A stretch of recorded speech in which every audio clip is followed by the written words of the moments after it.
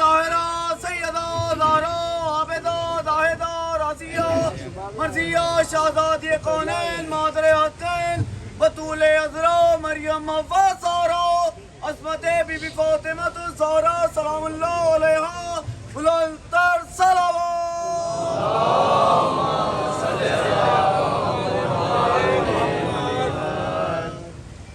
أعوذ بالله السميع العليم من الشيطان اللعين الرجيم بسم الله الرحمن الرحيم الحمد لله المعروف من غير رؤية والخالق من غير روية الذي لم يزل قائما دائما إذ لا سماء ذات أبراج ولا ليل داج ولا بحر ساج ولا أرض ذات مهاد ولا خلق ذو اعتماد والصلاة والسلام والتحية والإكرام على نبي الرحمة وخازن المغفرة وقائد الخير والبركة ومنقذ العباد من الهلكة سيدنا ومولانا أبي القاسم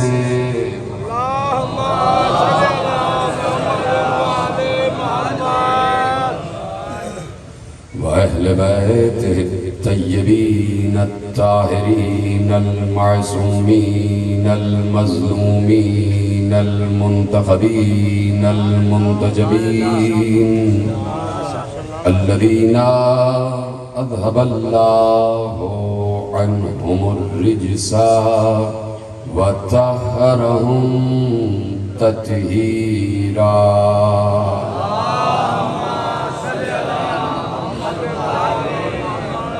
أما بعد فقد قال الله سبحانه وتعالى في محكم كتابه المجيد وفرقانه الحميد وقوله الحق بسم الله الرحمن الرحيم الذين ينفقون في السراء والضراء والكاظمين الغيظ والعافين عن الناس والله يحب المحسنين صلوات پڑھ دیجئے محمد وعلیہ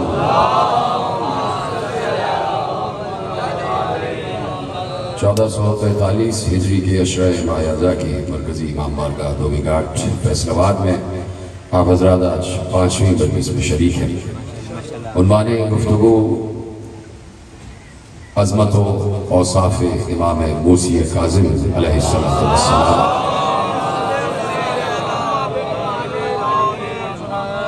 اور سلسلہ گفتگو اس وقت 5ویں مرحلے میں داخل ہو رہا ہے.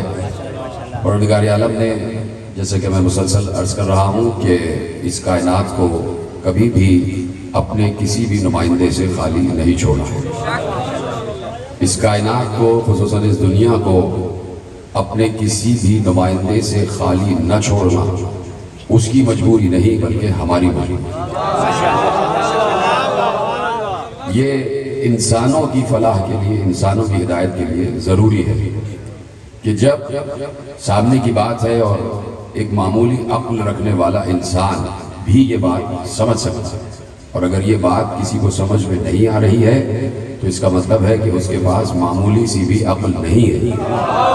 اور وہ بات یہ ہے کہ سیدھی سی بات ہے, بچہ بھی یہ بات سمجھ لے گا کہ قرآن بھی اس بات کا گواہ ہے احادیث بھی اس بات کی گواہ ہے کہ جس وقت شیطان نے سجدہ آدم سے انکار کیا، اس نے اللہ سے اپنی تمام مزدوریوں کا، وہ جو مزدوری والی عبادتیں اس نے کی تھیں،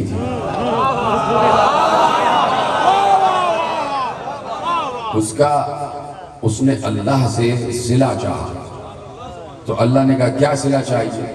اس لیے کہ اللہ تو کسی کی محنت کو ضائع کرتا ہی نہیں. تو کہا کہ میں اس کی نسل کو بہکانا چاہتا ہوں، آدم کی نسل کو بہکانا چاہتا ہوں، اور قیامت تک اس کی نسل کو، اس کی ذریت کو، اس کی اولاد کو دائیں سے بائیں سے آگے سے پیچھے سے بہکانا چاہتا ہوں، اور بہکاؤں گا. اللہ نے کہا کہ وقت معلوم تک کی تجھ کو مہلت ہے. اس نے تو نہ معلوم کہاں تک کی مہلت چاہی. اللہ نے کہا وقت معلوم تک کی مہلت ہے، جس کو جتنا چاہنا بہکانا، چاہے سامنے سے، چاہے پیچھے سے، چاہے آگے سے، چاہے پیچھے سے، کہیں سے بھی چاہنا بہکانا، لیکن تجھے وقت معلوم تک کی مہلت ہے. تو پوچھنا یہ ہے، چاہے کوئی عالم ہو، چاہے کوئی مفتی ہو، چاہے کوئی محقق ہو، ہر پڑھے لکھے سے پوچھنا ہے، اور اس کا جواب سب کے پاس ہے، کیا وقت معلوم آ چکا ہے؟ سب کا جواب ہے نہیں، اب تک وقت معلوم نہیں آیا. پوچھوں گا کہ آپ کو کیسے پتا کہ وقت معلوم نہیں آیا؟ تو جواب آئے گا اس لیے کہ ابھی بھی جھوٹ بولا جا رہا ہے، ابھی بھی چوری کی جا رہی ہے، ابھی بھی ڈاکہ ڈالا جا رہا ہے، ابھی بھی کچھ پاک اور طاہر لوگوں کے خطابات پر قبضہ کیا جا رہا ہے، ابھی بھی سچ پر جھوٹ کا لبادہ چڑھایا جا رہا ہے، ابھی بھی حق کو چھپایا جا رہا ہے. یعنی شیطان ابھی بھی بہکا رہا ہے. اس کا مطلب ہے وقت معلوم ابھی نہیں آیا، گویا شیطان بہکا رہا ہے. اللہ سے اذن لے کے چلا ہے، اللہ نے کہا جتنا چاہتا ہے بہکا لے. تو اب یہ عدل الہی پر حرف آ جائے گا. یہ ہے وہ بات جس کے لیے میں نے زحمت دی ہے. حرف الہی، عدل الہی پر حرف آ جائے گا، عدل الہی پر اعتراض اٹھے گا کہ اگر اللہ یہ انتظام نہ کرے کہ آسمان سے شیطان کی صورت میں ایک بہکانے والا تو ہر دور میں موجود ہو، لیکن آسمان سے رحمان کی صورت میں ایک راہ بتانے والا موجود نہ ہو.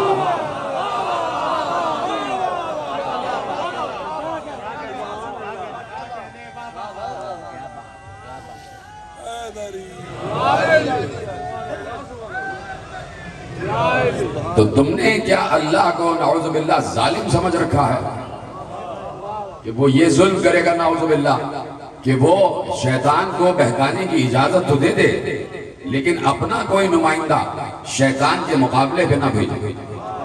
اگر شیطان کے علاوہ شیطان نہ ہوتا اور اللہ جو عام سے انسان ہیں ان کو اجازت دے دے گا کہ تم اپنے آپ کو اپنے درمیان ایک دوسرے کو بہکاتے رہو، تو پھر انسانوں ہی کو اجازت دیتا کہ تم آپس میں ایک دوسرے کو راہ بھی بتاتے رہو. لیکن جب شیطان آسمان سے چلا ہے بہکانے کے لیے، جب رہے گمراہی آسمان سے چلی ہے بہکانے کے لیے، تو رہے ہدایت بھی آسمان سے ہی آنی چاہیے. یہ اللہ کا اصول رہا. اور جو سامنے پتلا بن رہا تھا حضرت آدم علیہ السلام کا، وہ صرف ایک معمولی پتلا نہیں تھا، وہ اللہ کا بنایا ہوا ہادی تھا. اس کو اللہ نے زمین پر اپنا خلیفہ نومینیٹ کیا تھا، اور اس کا کام ہی یہ تھا کہ سلسلہ ہدایت یہاں سے شروع ہو رہا ہے. اور ہماری یہ فطرت ہے، ہماری یہ عادت ہے، ہماری یہ سنت قرار پائی کہ ہم ہر دور میں آدم کی طرح کوئی نہ کوئی نمائندہ رکھیں گے. یہ ہے وہ فکر کہ جس فکر کی طرف ہر کلمہ گو کو نگاہ کرنی چاہیے، ہر کلمہ گو کو توجہ کرنی چاہیے. کہ سیدھی سی بات یہی ہے کہ جب ہر دور میں شیطان ہے تو ہر دور میں رحمانی نمائندہ بھی ہونا چاہیے، اور رحمانی نمائندہ شیطان سے زیادہ طاقتور ہونا چاہیے، بہکانے والے سے زیادہ طاقتور ہونا چاہیے. اب شیطان میں نہ معلوم کیا کیا صفتیں ہوں گی جو بد صفتیں ہیں. ان میں سے ایک صفت یہ ہے کہ شیطان بھی ہر جگہ موجود ہے. جو سمجھ گیا تو میرا سلام ہے. شیطان ہر جگہ موجود ہے، ہر گھر میں موجود ہے، ہر انسان کے ساتھ موجود ہے، ہر وقت بہکاتا ہے، چلتے پھرتے سوتے جاگتے اٹھتے بیٹھتے کھاتے پیتے بہکاتا رہتا ہے، مسجد میں جانے سے روکتا ہے، اچھے کام کرنے سے روکتا ہے، کبھی کوئی اچھے کام کرنے جاتا ہے تو بیچ میں کوئی نہ کوئی راہ ڈال دیتا ہے، کوئی نہ کوئی بادھا ڈال دیتا ہے، بندش کھڑی کر دیتا ہے، یعنی مسلسل وہ ساتھ ہے لیکن نظر نہیں آ رہا، دکھائی نہیں دے رہا۔ یہ کیسے ہو جائے گا کہ شیطان میں تو یہ صفت ہو کہ موجود ہو اور دکھائی نہ دے، تو جب ماننے پہ آئیں تو شیطان کی غیبت کو مان لیں، نہ ماننے پہ آئیں تو حجت کی غیبت کو نہ مانیں۔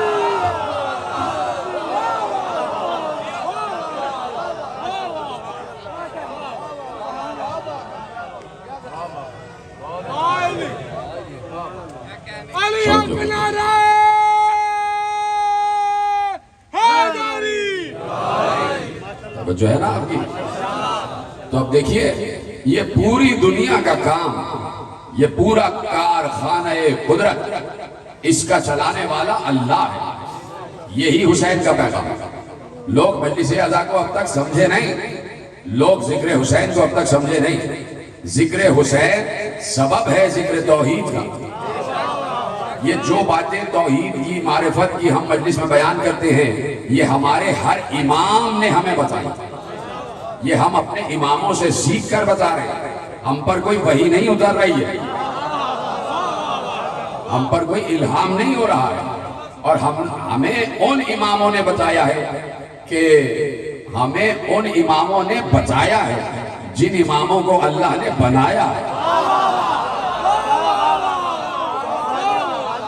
جو فرما رہے ہیں نا آپ، تو اب جیسے آدم سے لے کے خاتم تک ہر بھیجا ہوا نمائندہ اللہ کی نگاہ میں ہے اور اللہ کی طرف سے ہے، اسی طرح جب تک شیطان بہکاتا رہے گا تب تک ماننا پڑے گا کہ رحمانی نمائندہ بھی ہے۔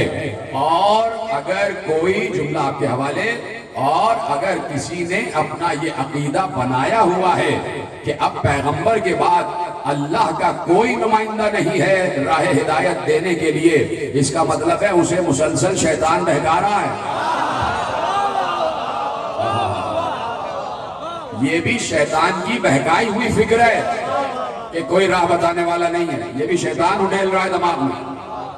تو اس کا مطلب ہے کہ جو بھی ذکر حسین میں عقیدہ بیان کیا جاتا ہے وہ تمام کا تمام ائمہ کے حوالے سے بیان کیا جاتا ہے۔ پچھلے سال جو میں نے موضوع قرار دیا تھا اس میں ایک جملہ دیا تھا، اور وہ جملہ میرے موضوع میں ہے اور بڑا کارگر ہے، اس لیے آپ کے حوالے کرتا ہوں کہ صحاح ستہ کا جنہوں نے ترجمہ کیا ہے مولانا وحید الزمان، بہت بڑے عالم ہیں کہ عالم اسلام کی 6 کتابوں کا جنہوں نے ترجمہ کیا ہے، صحیح بخاری سے لے کے اور سنن ابن ماجہ اور مسند احمد ابن حنبل، صحیح مسلم، ترمذی، مشکات، یہ ان کتابوں کا جنہوں نے ترجمہ کیا ہے مولانا وحید الزمان۔ انہوں نے کتاب لکھی تھی ہدیۃ المہدی، ان کی کتاب ہے ہدیۃ المہدی، اور آپ کے اسی شہر سے چھپی ہے۔ اس کتاب میں انہوں نے لکھا کہ میں تحقیق کے بعد اس نتیجے پر پہنچا ہوں کہ جن 12 نقبا کا، جن 12 جانشینوں کا، جن 12 ائمہ کا پیغمبر نے اپنی حدیث میں تذکرہ کیا ہے، ان میں پہلا علی ہے، دوسرا حسن ہے، تیسرا حسین ہے، اور پھر آخری مہدی ہے۔ سارے ائمہ کے نام انہوں نے ویسے لیے جیسے آپ تسلیم کرتے ہیں، اسی طرح انہوں نے کہا کہ ان میں کا 7واں موسی کاظم ہے، اور جو فرمانا ہے۔ تو اب یہ تو بات تسلیم شدہ ہے کہ کہیں نہ کہیں کوئی بات مانی جا رہی ہے، کہیں نہ کہیں حق کو تسلیم کیا جا رہا ہے۔ تو جتنا بھی ذکر حسین ہے وہ ذکر توحید ہے، وہ ذکر الوہیت ہے، وہ ذکر قدرت خدا ہے۔ اور حسین نے سمجھایا کہ پوری کائنات میں اللہ کا حکم چل رہا ہے، پوری کائنات میں اللہ کا حکم چل رہا ہے۔ میں نے عرض کیا تھا نا کہ خوارج نے ایک نعرہ لگایا کہ الحکم للہ الامر للہ، حکم بھی اللہ کا ہے، امر بھی اللہ کا ہے۔ تو بات تو بالکل ٹھیک ہے کہ حکم بھی اللہ کا ہے اور امر بھی اللہ کا ہے، لیکن یہ تو بتاؤ خوارج، اے خارجیوں، یہ تو بتاؤ کہ امر ہے جو اللہ کا، اتر کس میں رہا ہے؟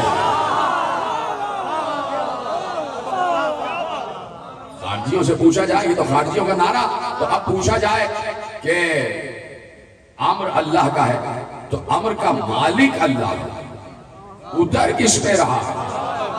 توجہ ہے نا بھائی؟ سورہ قدر ہر روز پڑھی جاتی ہے، نہ معلوم کتنے لاکھوں دفعہ پڑھی جاتی ہوگی پورے روئے عرض پر۔ ہر انسان جو کلمہ گو ہے نہ معلوم کتنی مرتبہ سورہ قدر کی تلاوت کرتا ہوگا۔ تو صرف تلاوت کر لینے سے ہی مسئلہ حل نہیں ہوتا کہ تلاوت کرنے پہ آ رہا ہے تو شاید عیسائی بھی پڑھ رہا ہوگا اپنا مطالعہ بڑھانے کے لیے، جیسے ہم توریت و زبور و انجیل کے اسفار کا مطالعہ کرتے ہیں کہ ہم دیکھیں کہ توریت میں کیا تھا، زبور میں اور انجیل میں کیا تھا۔ ویسے ہی اس وقت جو محققین ہیں نصارہ ہیں اور جو یہودی محققین ہیں اور جو ہندو محققین ہیں وہ بھی قرآن کی آیتیں پڑھتے ہوں گے، وہ بھی سورہ قدر پڑھ رہے ہوں گے۔ تو اگر پڑھ لینا ہی کافی ہے تو وہ اور آپ برابر ہوگا۔ صرف پڑھ لینے ہی سے مسئلہ حل نہیں ہوتا۔ بات یہ ہے کہ اس قرآن کی آیت کا جز کیا ہے، اس میں اللہ باطن میں پیغام کیا دے رہا ہے، وہاں تک پہنچو۔ اجازت ہے نا بات آگے بڑھائی جائے؟ کہہ تو دیا کہ الامر للہ، امر اللہ کا ہے، لیکن اس امر کو سمجھو، اس امر کی معرفت حاصل کرو، اس امر میں ہے کیا کیا۔ بار بار اللہ نے قرآن میں کئی موقعوں پر ارشاد فرمایا ہے کہ وہ یدبر الامر ہے، یدبر الامر ہے، وہ امر کی تدبیر کرتا ہے۔ مدبر الامر، یدبر الامر، امر کی تدبیر کرنے والا اللہ ہے، یعنی امر کا مالک و خالق اللہ ہے۔ اس امر میں ہے کیا کیا؟ اللہ نے ارشاد فرمایا سورہ اعراف، ان ربکم اللہ الذی خلق السماوات والارض فی ستۃ ایام ثم استوى علی العرش یغشی اللیل النہار یطلبہ حثیثا والشمس والقمر والنجوم مسخرات بامرہ تبارک اللہ رب العالمین۔ سلامت رہے جس نے آیت پر ہی سبحان اللہ کہا ہے، یہی حق حسین نے ہمیں سکھایا ہی یہ ہے۔ آیت سورہ اعراف، بسم اللہ الرحمن الرحیم، اِنَّا رَبَّكُمُ اللَّهُ الَّذِي خَلَقَ السَّمَاوَاتِ وَالْأَرْضَ فِي سِتَّةِ أَيَّامٍ ثُمَّ اسْتَوَىٰ عَلَى الْعَرْشِ يُغْشِي اللَّيْلَ النَّهَارَ يَطْلُبُهُ حَثِيثًا وَالشَّمْسَ وَالْقَمَرَ وَالنُّجُومَ مُسَخَّرَاتٍ بِأَمْرِهِ۔ اب یہاں تک میں نے آیت کو روک دیا۔ اللہ کہہ رہا ہے، توجہ، اللہ ارشاد فرما رہا ہے، بے شک تمہارا رب اللہ وہ ہے، تمہارا رب اللہ وہ ہے۔ کون ہے؟ اب اللہ یہاں پر اپنی صفت کے دوارا اِنَّا رَبَّكُمُ اللَّهُ الَّذِي خَلَقَ السَّمَاوَاتِ وَالْأَرْضَ فِي سِتَّةِ أَيَّامٍ ثُمَّ اسْتَوَىٰ عَلَى الْعَرْشِ، کہ تمہارا رب اللہ وہ ہے کہ جس نے آسمان اور زمین کو 6 دنوں میں خلق کیا۔ اب گنتے جائیے گا، 6 دنوں میں زمین اور آسمان کو خلق کیا۔ ثُمَّ اسْتَوَىٰ عَلَى الْعَرْشِ، اس کے بعد اس نے عرش کی تدبیر کی، عرش کو استوا کیا، عرش کو قائم کیا۔ خلقت زمین و آسمان 6 دنوں میں، پھر اس کے بعد عرش کو قائم کرنا۔ یغشی اللیل النہار، وہی ہے جو رات کو دن سے بدل دیتا ہے۔ یہ طرح ہمارا اللہ ہے بھائی، ہم نہیں بولیں گے اپنے اللہ پر تو اور کون بولے گا؟ ہم تو اس اللہ کو مانتے ہیں جس اللہ کو محمد اور علی نے بتایا ہے۔ ہم تو اپنے اللہ کی ہر شان پر سبحان اللہ کہتے ہیں، اتنی محبت ہے ہمیں اپنے اللہ سے۔ کہا کہ زمین اور آسمان 6 دنوں میں خلق کیے، اس کے بعد عرش کو قائم کیا۔ وہی ہے کہ جو رات کو دن سے بدل دیتا ہے، دن کو رات کا پردہ اڑا دیتا ہے۔ یطلبہ حثیثا، کہ وہ دن کے پیچھے پیچھے آتی ہے، دن کے پیچھے پیچھے آتی ہے۔ والشمس والقمر والنجوم مسخرات بامرہ، سورج، چاند، ستارے، یہ سب کے سب اس کے امر کے تحت کام کرتے ہیں۔ یہ رہے سلامت رہے جیسے جملہ محفوظ کیا۔ یہ ہے آپ کی ذہانت کہ میں نے ابھی صرف ترجمہ کیا اور آپ پہنچ گئے کہ میں کہنا کیا چاہتا ہوں۔ اب دوبارہ سے کہتے ہیں، زمین اور آسمان کی 6 دن میں خلقت، عرش کو قائم کرنا، دن کا رات میں بدلنا اور رات کا دن میں بدلنا، سورج چاند ستاروں کو اپنے کنٹرول میں رکھنا، یہ سب کا سب اللہ کے امر کے ذریعے ہوتا ہے۔ یعنی اللہ کے امر نے 6 دن میں زمین اور آسمان بنائے، اللہ کے امر نے عرش کو قائم کیا. اللہ نے اپنے امر کے ذریعے روزانہ رات کو دن میں بدلتا ہے, دن کو رات میں بدلتا ہے. اللہ کے امر کے تحت تصویر ہے, سورج بھی, چاند بھی, ستارے بھی. یعنی امر اتنا پاورفل ہے اللہ کا کہ اس کے ذریعے سے آسمان اور زمین بھی بنائے جا سکتے ہیں, اس کے ذریعے سے عرش کو قائم بھی کیا جا سکتا ہے, اس کے ذریعے سے دن اور رات آپس میں ایک دوسرے کے ساتھ آ سکتے ہیں, اس کے ذریعے سے چاند پر بھی کنٹرول ہے, اس کے ذریعے سے سورج پر بھی کنٹرول ہے, اس کے ذریعے سے ستاروں پر بھی کنٹرول ہے. اور اللہ کہہ رہا ہے یہ سب کچھ ہمارے امر کے تحت ہے, سب کچھ ہمارے امر کے تحت ہے. اب گنوانے کی ضرورت نہیں ہے کہ امر کیا کیا کرتا ہے.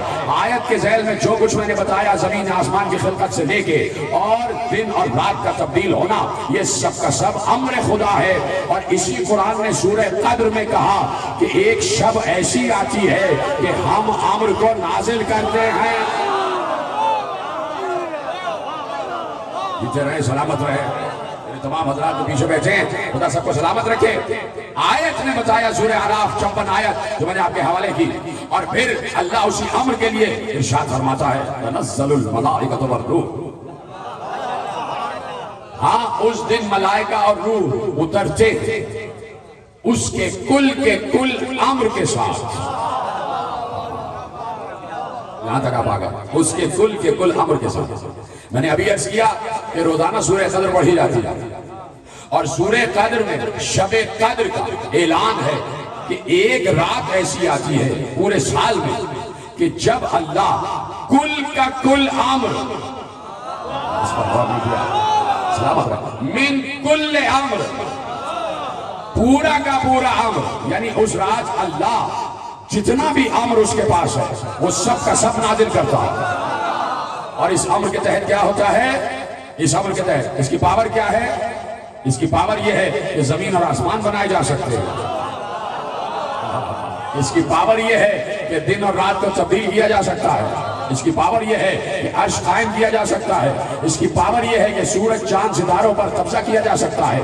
تو امر کا اختیار ہر شب قدر کو اترتا ہے. تو اس سال بھی جو پچھلے سال شب قدر گزری رمضان میں,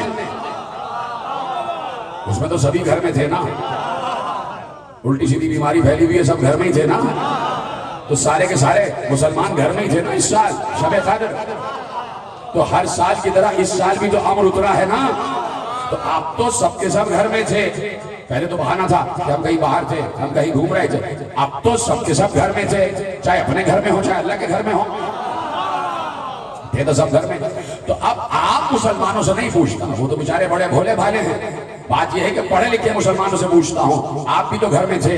اس سال بھی شب قدر آئی ہے, وہ کہیں گے آئی ہے. میں کہوں گا اس سال بھی شب قدر میں امر اترا ہے, وہ کہیں گے یہ کیسے ہو سکتا ہے کہ شب قدر آئے اور امر نہ اترے, اس لیے کہ آیت قرآنی کبھی جھوٹ نہیں بولتی. اس سال بھی امر اترا ہے. تو اب سیدھا سا 14 عورت سے سوال ہے, یہ بتا دو کس پر اترا ہے.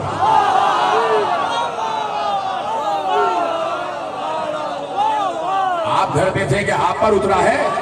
اگر آپ پر اترا یہ بتائیے کہ اس سال آپ کی شادی رہے گی یا ختم ہو جائے گی. سیدھی سی بات ہے, جب امر اتر رہا ہے تو کوئی نہ کوئی منزل امر بھی ہونی چاہیے, کوئی نہ کوئی مسکن امر بھی ہونا چاہیے, کوئی نہ کوئی مستقر امر بھی ہونا چاہیے. تو اب تلاش صرف یہ کرو کہ امر اتر کس پہ رہا ہے. جس پر امر اتر رہا ہے کل کا کل, اس کے پاس زمین کا اختیار بھی ہوگا, آسمان کا اختیار بھی ہوگا, عرش کا اختیار بھی ہوگا. وہی یہ کیفیت بھی رکھتا ہے کہ دن کو رات سے, رات کو دن سے بدل دے. وہی سورج پر بھی اختیار رکھتا ہوگا, وہی چاند پر بھی اختیار رکھتا ہوگا, وہی ستاروں پر بھی اختیار رکھتا ہوگا. اس کے ہی ہاتھوں پر کل کا کل امر مسخر ہے. اب تلاش کرنا ہے کہ کس پر امر اترا ہے, کس پر امر اترا ہے, کس پر امر اترا ہے. ایک چاہنے والا, میرے ساتھ میں امام کا چاہنے والا گھر پہ ابھی سویا تھا, کچھ دیر ہوئی تھی اسے سوئے ہوئے کہ ایک بار وہ کہتا ہے کہ ایسا لگا جیسے کسی نے مجھے جھنجھوڑ کر جگایا ہے. میرے گھر کا دروازہ بند تھا, کنڈی لگی ہوئی تھی, اور میں تھوڑی دیر ہوئی تھی کہ میں سویا تھا, تہجد پڑھ کے سویا تھا تاکہ فجر تک تھوڑا سا آرام کر لوں, کہ ایسے میں لگا کسی نے جھنجھوڑ کر جگایا ہے. میری آنکھ کھلی تو میرے سامنے کوئی کھڑے ہو کے کہہ رہا تھا, کیوں سو رہے ہو, کیا ہمارے شیعہ سوتے ہیں؟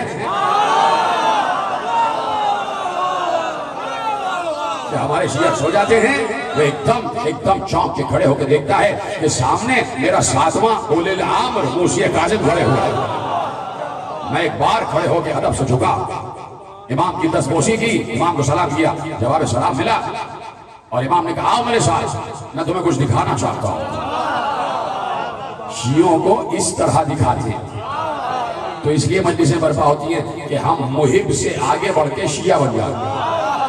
ابھی تو ہم شیعہ ہیں ہی نہیں، ابھی تو ہم محب ہیں علی کے. محب ہیں تو لوگ ڈر رہے ہیں، جب شیعہ ہو جائیں گے نہ معلوم کیا ہوگا.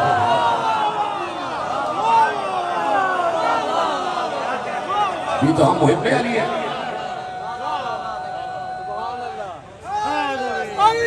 وقت کم ہے میرے پاس.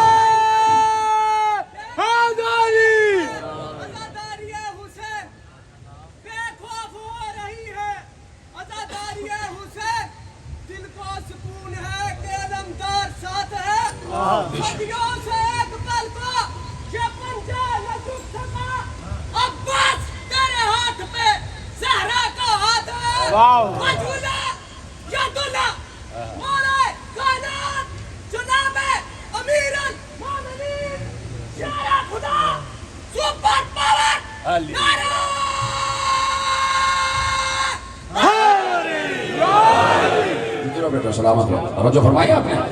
تو کہا کہ اٹھو ہم تمہیں کچھ دکھانا چاہتے ہیں. وہ کہتا ہے کہ میں اٹھا، امام کے پیچھے پیچھے چلا، حیران رہ گیا کہ دروازہ کھلا ہوا تھا. تو میں اس شیعہ سے یہی کہوں گا کہ آپ کی حیرانی مجھے سمجھ میں نہیں آ رہی. یہاں تو آپ کے گھر کا دروازہ خود بخود کھل گیا. علی جب 13 رجب کو آئے تو اللہ کے گھر کی دیوار دروازہ بن گئی.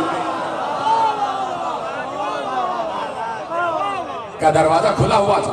میں باہر نکلا، باہر سواریاں تیار تھیں. ایک ناقے پہ میں بیٹھا، ایک ناقے پہ میرے ساتھ میں امام موسی کاظم علیہ السلام تشریف فرما ہوئے.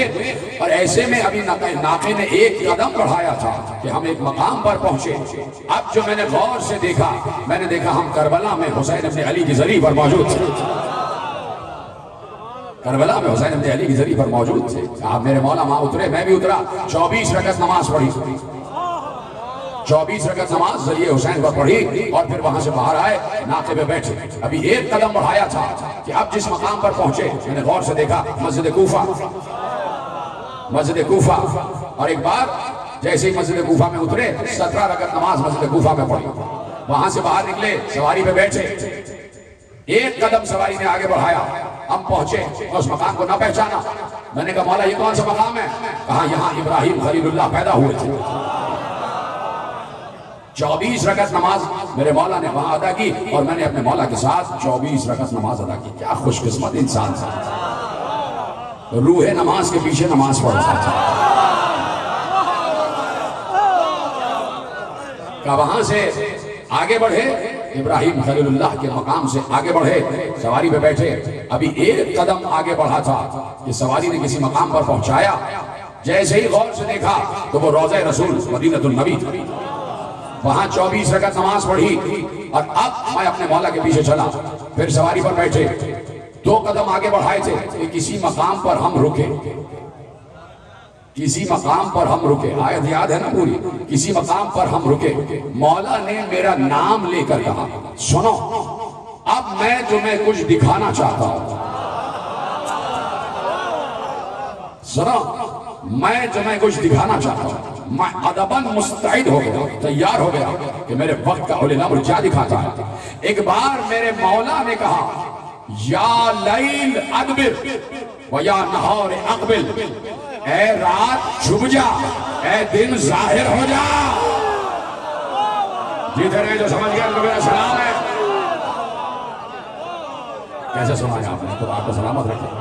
یہی ہے نصرت معصوم کا حق، یہی ہے. اور یہی مدح معصوم سے نے کہا کہ جیسے آپ نے سنا. میرے مولا نے کہا اے رات چھپ جا، اے دن طلوع ہو جا. کہ میں نے دیکھا اچانک رات ختم ہوئی اور روشن دن طلوع ہو گیا. میرا روما کب کب آ رہا تھا کہ میں یہ کیا دیکھ رہا ہوں. کہ ایک بار میرے مولا نے مجھے دیکھا، فوراً کہا اے دن واپس چلا جا، رات دوبارہ طلوع ہو جا. میرے مولا دن کو رات میں، رات کو دن میں بدل رہے تھے، اور اللہ کہہ رہا تھا یہی تو اولی الامر کا کمال ہے. کہا یہی تو امر ہے، اور اسی امر کے تحت جب اولی الامر کے پاس یہ امر آتا ہے تو ہم اسے اختیار دیتے ہیں چاہے جو کرے، اس لیے کہ امر پہنچا ہے۔ اور جس کے پاس اختیار آ جاتا ہے، یہ بات لوگوں کے سمجھ میں کیوں نہیں آتی بعض اوقات کہ بھائی شہر کا ایک ڈپٹی کمشنر بھی ہوتا ہے، ایک کمشنر بھی ہوتا ہے، ڈپٹی کمشنر کے اپنے اختیارات ہیں، کمشنر کے اپنے اختیارات ہیں۔ ڈپٹی کمشنر اپنے دائرہ اختیار میں جو چاہے کرے، اسے کمشنر سے پوچھنے کی ضرورت نہیں ہے۔ جب وہ اپنے دائرہ اختیار سے تجاوز کرنے پہ آئے یا اس سے زیادہ بڑھ کے کسی کام کو اسے انجام دینا ہو جو آئین میں اس کے اختیار میں نہیں لکھا ہے، آپ کو کمشنر سے پوچھے گا کہ یہ کروں یا نہیں۔ یہ سمجھ گئے سلام بھائی، آپ کو پوچھے گا کمشنر سے کہ یہ کام کروں یا نہیں۔ تو ڈپٹی کے پاس جتنا اختیار ہوتا ہے اسے بار بار اپنے اعلیٰ افسر سے پوچھنے کی ضرورت نہیں ہوتی، اور اگر پوچھ لیا تو اعلیٰ افسر یہی کہے گا کہ بھائی آپ کے پاس تو اختیار ہے، لکھا ہوا ہے، پوچھنے کی ضرورت کیا، کر دیجیے۔ آپ تو وہی کریں گے جو اختیار کہتا ہے، آپ کو وہی کرنا ہے جو آپ کا اختیار کہہ رہا ہے۔ تو جتنا اختیار اعلیٰ اتھارٹی کی طرف سے ایک ماتحت کو دیا جاتا ہے، اس ماتحت کو بار بار اعلیٰ اتھارٹی سے پوچھنے کی ضرورت نہیں ہوتی، اپنے دائرہ اختیار میں ہر کام کرتا ہے۔ اعلیٰ اتھارٹی جسے اللہ کہتے ہیں، اس نے کل کا کل اختیار امر میں رکھ دیا۔ اب جس کے پاس امر چلا جائے اسے امر کے تحت ہر اختیار حاصل کرنے اور استعمال کرنے کی کلی اجازت ہے، اسے بار بار پلٹ کے اللہ سے پوچھنے کی ضرورت نہیں ہے کہ میں یہ کام کروں یا نہ کروں، کروں یا نہ کروں، کروں یا نہ کروں۔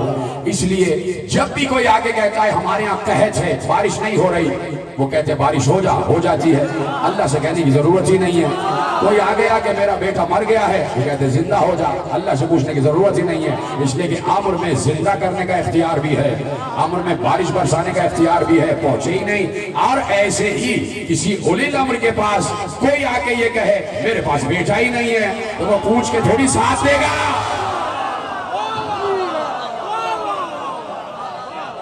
اس کے پاس اختیار ہے، امر میں یہ اختیار ملتا ہے، تو اولی الامر کے پاس ہر اختیار آتا ہے۔ اللہ کہہ رہا ہے کہ آسمان اور زمین کی خلقت، زمین اور آسمان کی 6 دنوں میں خلقت، رات کا دن میں بدلنا، دن کا رات میں بدلنا، اور اس کے بعد سورج چاند ستارے کا مسخر ہونا، یہ سب کا سب امر کے تحت ہے، سب کا سب امر کے تحت ہوتا ہے۔ تو جس کا اختیار سورج پر ہو، چاند پر ہو، ستارے پر ہو، اور قرآن کہہ رہا ہے کہ امر کے پاس یہ اختیار ہوتا ہے، تو ہم جو آل محمد کی فضیلتیں پڑھتے ہیں اصل میں وہ فضائل خدا، اصل میں وہ فضائل قرآن ہے، کہ جب قرآن کہہ رہا ہے کہ وَالشَّمْسَ وَالْقَمَرَ وَالنُّجُومَ مُسَخَّرَاتٍ بِأَمْرِهِ، اس کے امر کے تحت یہ چاند سورج ستارے کام کرتے ہیں، تو یہ بتانا ضروری ہے کہ کیسے کام کرتے ہیں۔ تو کوئی پوچھتا ہے کیسے کام کرتے ہیں چاند سورج ستارے، تو ہم کہتے ہیں ایسے کام کرتے ہیں کہ جس سورج کو اللہ مشرق سے طلوع کر کے مغرب میں ڈبوتا ہے، صاحب امر اسے مغرب سے واپس پلٹا لیتا ہے۔ جس چاند کو اللہ رات میں طلوع کرتا ہے، صاحب امر اسے 2 ٹکڑے کر دیتا ہے۔ جس ستارے کا خالق اللہ ہے، صاحب امر اسے چھوٹا سا کر کے دروازے میں بلا لیتا ہے۔ توجہ فرما رہے ہیں آپ؟ تو اب اس صاحب امر کی معرفت ضروری ہے کہ جس کو اللہ نے امر عطا کیا، اپنے دور کا صاحب امر مصطفیٰ، بولیے ہاں یا نہیں؟ اپنے دور کا صاحب امر مصطفیٰ، تو کل کا کل امر خدا مصطفیٰ پر نازل ہوا۔ تو اب مصطفیٰ جو چاہیں کریں، ہم کج یقینوں سے بات نہیں کرتے، کم یقینوں سے بات نہیں کرتے، ہم کٹ حجتوں سے بات نہیں کرتے، ہم عقل کل رکھنے والوں سے بات کرتے ہیں، اور عقل مجسم کی معرفت رکھنے والوں سے مخاطب ہوتے ہیں۔ یہ باتیں علم کی ہیں اور یہ باتیں جہالا نہیں سمجھتے۔ چپ ہو گیا، میں نے کہا یہ باتیں علم کی ہیں، جہالا نہیں سمجھتے، تو میں جملہ پلٹ دیتا ہوں، یہ باتیں علم کی ہیں، جو نہ سمجھے وہ جاہل ہے، جو نہ سمجھے وہ جاہل ہے۔ تو اب اپنے دور کا اولی الامر ہے ذات مصطفیٰ، اور یہ آیا نہیں ذات مصطفیٰ، اور پیغمبر اگر کم از کم 23 برس کی پیغمبر کی حیات کو دیکھا جائے، حالانکہ پیغمبر تو جس شب پیدا ہوئے تھے، زمین پر آئے تھے، اس وقت بھی وہی اولی الامر تھے، اور جب پیغمبر نے رسالت کا اعلان کیا ہے تو 23 برس کی نبوت کی زندگی، تو کم از کم 23 سال ہر شب قدر پیغمبر پر امر اترا، 23 سال ہر شب قدر پیغمبر پر امر اترا، ٹھیک ہے؟ تو پیغمبر، جملہ ضائع نہ ہو، پیغمبر بہت فکری جملہ ہے، پیغمبر پر امر نازل ہو رہا ہے۔ میں نے اس لیے مصطفیٰ کا نام استعمال کیا ہے کہ ہو سکتا ہے کہ میں کسی امام کا ذکر کروں تو لوگ اعتراض کرتے ہیں، لیکن مصطفیٰ پر تو کسی کو اعتراض نہیں۔ تو جب میں پوچھنا چاہتا ہوں عالم اسلام سے کہ جس شب پیغمبر پر، جس شب بھی، جس سال کی جس شب بھی پیغمبر پر امر خدا اترا تو کل کا کل اترا، اس سے کسی کو انکار نہیں، اس لیے کہ قرآن کی آیت کہہ رہی ہے، سورہ قدر کی آیت کہہ رہی ہے من کل امر، ہر امر لے کر اترتے ہیں، ہر امر پیغمبر کی ذات پر اترا، تو پیغمبر نے ہر امر کو ویسے ہی استعمال کیا کہ جیسے اللہ استعمال کرتا، یہی تو بات تھی، اس کی زحمت تھی۔ اگر کوئی یہ کہتا ہے کہ نہیں، اس کا مطلب ہے کہ اس کا ایمان گیا، وہ پھر دوبارہ کلمہ پڑھے، وہ کہیں گے کیوں؟ میں کہوں گا اس لیے کہ قرآن میں اللہ یہ کہہ رہا ہے ما تشاؤون الا ان یشاء اللہ، تم تو وہی چاہتے ہو جو ہم چاہتے ہیں،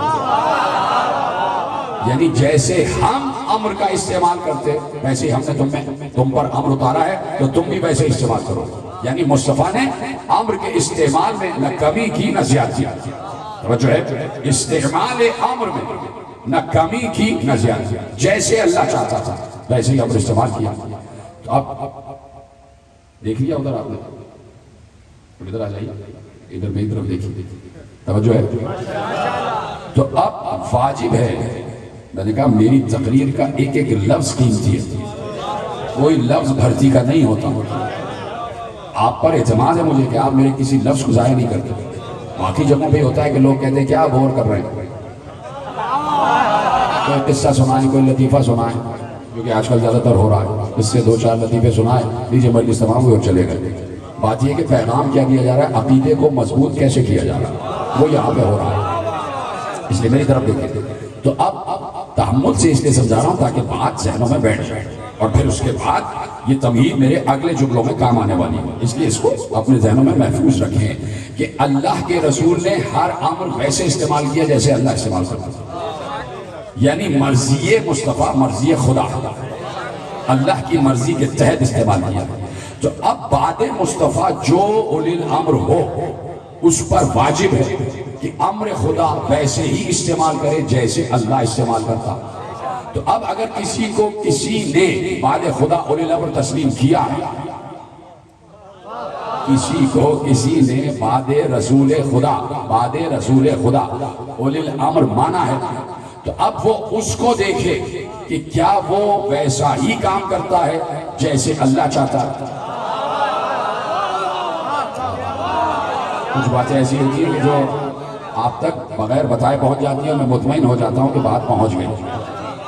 کیا بعد رسول کسی نے اگر کسی کو اولی الامر مانا ہے، بعد رسول تو یہاں تک کا عرصہ آ رہا ہے نا، کوئی ادھر ادھر نہ چلا جائے، تو کسی نے کسی کو اولی الامر مانا ہے تو کیا اس اولی الامر نے یہ دیکھے کہ ہر امر خدا اسی علم خدا کے تحت استعمال کیا جو علم خدا اللہ اپنے اولی الامر کو دیتا ہے۔ تو اگر آپ تک یہ بات نہ پہنچی اور آپ فیصلہ نہ کر پائے کہ وہی علم بعد رسول خدا اولی الامر کے پاس تھا جو اللہ کا علم تھا، تو علم میں کامل ہونا چاہیے، اور جو اولی الامر علم میں کامل ہوتا ہے وہ یہ نہیں کہے گا کہ مجھ پر بھی کبھی شیطان آتا، میں بھی کبھی راستے سے بھٹک جاتا، راستے سے ہٹا ہوا دیکھو تو مجھے راستے پہ لگا دیتا۔ اب پہچان یہ ہے اصل اولی الامر کی کہ وہی اصل اولی الامر ہے کہ وہ علم خدا کے تحت ویسا ہی کام کرتا جیسے اللہ کرتا۔ اس کی پہچان یہ ہے کہ جیسے ہی وہ ممبر پر آئے تو کہے جو چاہو مجھ سے پوچھنا، میں ہر سوال کا جواب دوں۔ علم میں کامل ہونا چاہیے، علم میں کامل ہونا چاہیے۔ تو رسول اپنے دور میں اولی الامر اور کامل اولی الامر تو اب وہ اولی الامر ہو بعد رسول جو رسول جیسا ہو. توجہ ہے, تیار ہے سننے کے لیے؟ پوری تمہید سن لی؟ اب اولی الامر وہ ہو جو بالکل رسول جیسا ہو. میں آج کے اتنی بڑی داڑھی والے ملا کی بات نہیں کر رہا, وہ خامخواہ کہتا ہے ہم رسول جیسے اور رسول ہم جیسے, ان کی بات نہیں کرتے. بات کر رہا ہوں کہ اللہ نے جس اولی الامر کو رسول جیسا بنایا, میں اس اولی الامر کی بات کر رہا ہوں کہ جس کے لیے اللہ نے کہا ہے کہ ثم اورثنا الکتاب الذین اصطفینا من عبادنا. سورہ فاتر میں کہا کہ ہم نے اپنی کتاب کا وارث مصطفیٰ کو اور مصطفیٰ جیسے مصطفیٰوں کو بنایا. یہ ہے فیصلہ بات, یہ ہے فیصلہ بات. جیسے آپ نے سنا ہی کہ ہم نے اپنی کتاب کا وارث مصطفیٰ کو اور مصطفیٰ جیسے مصطفیٰوں کو بنایا ہے. ٹھیک ہے, تو اب جو بعد مصطفیٰ اولی الامر ہو اس کے لیے ضروری ہے کہ وہ بے عین ہی مصطفیٰ. ٹھیک ہے, توجہ فرمایا آپ نے.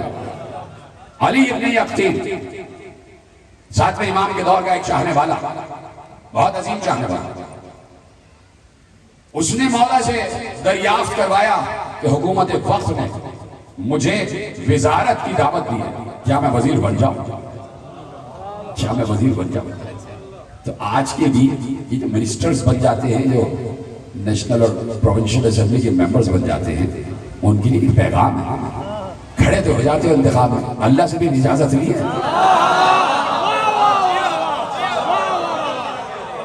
تم کہو کہ نہیں جمہور کا جو فیصلہ ہے وہی اللہ کا فیصلہ ہوتا ہے. یہ بھی عجیب فکر دی ہے کہ جو جمہور کا فیصلہ ہے وہی اللہ کا فیصلہ ہے, جو اکثریت کا فیصلہ ہے وہ اللہ کا فیصلہ ہے. یہ جیسا ایک مشہور مسئلہ ہے کہ گئی بھینس پانی میں, اب اس کا انتظار کرتے رہیے کہ کب باہر نکلے گی. اس لیے یہ مسئلہ مشہور ہے گئی بھینس پانی میں, کہ جب بھینس پانی میں جاتی ہے تو پانی میں ہی رہ جاتی ہے. اب وہ باہر کھڑا انتظار کر رہا ہے کب نکلے گی, اپنی مرضی سے باہر آئے گی. ٹھیک ہے, تو کہہ دیا کہ بھئی جمہور کا فیصلہ اللہ کا فیصلہ ہوتا ہے, جو اکثریت کا فیصلہ ہوتا ہے وہی اللہ کا فیصلہ ہوتا ہے. اس لیے ہم تو انتخابات پر یقین رکھتے ہیں. اچھا, آپ انتخابات پر یقین رکھتے ہیں تو اللہ نے ملائے اعلیٰ میں معصوم ملائکہ سے انتخاب کیوں نہیں کروایا کہ مجھے زمین پر خلیفہ بنانا ہے, تم اپنے درمیان میں سے کسی کو چن کر مجھے بتا دو. یہ جمہوریت اگر ہونی تھی تو اسی منزل پر ہو جاتی. اللہ کہتا آدم میرا نمائندہ ہے, اے فرشتوں تم اپنا نمائندہ لاؤ. فرشتے اگر اپنا نمائندہ لے آتے اور وہ دور جمہوریت کا دور ہوتا, سمجھ گئے تو آپ کو سلام ہے.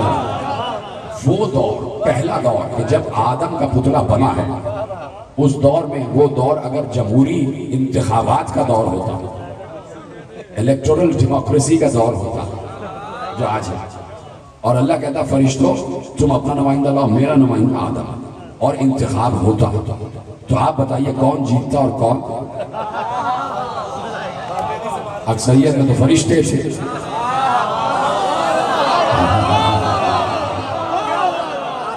اکثریت میں تو فرشتے تھے, تو فرشتوں کا نمائندہ جیت جاتا. اللہ اقلیت میں وہ اپنا اصل نمائندہ لے کے بیٹھا رہتا. نعوذ باللہ, میں تو باتیں سمجھا رہا ہوں. تو کبھی بھی جمہور کا فیصلہ حق نہیں ہوتا, کبھی بھی جمہور کا فیصلہ حق نہیں ہوتا. اس لیے کہ جمہور میں گھوڑے گدھوں کو ساتھ باندھا جاتا ہے.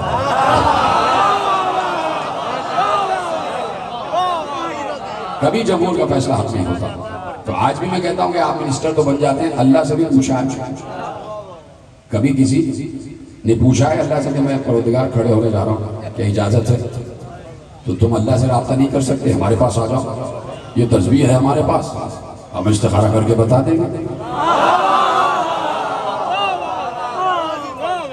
تو میرے عزیزو, علی ابن یقطین وزارت کی آفر ہوئی, مولا سے پوچھا, اولی الامر سے پوچھا, اس لیے کہ اسے یقین ہے جو ان کا فیصلہ ہوگا وہی اس کا فیصلہ ہوگا. اب سمجھ میں آیا استخارہ کہتے کسے ہیں؟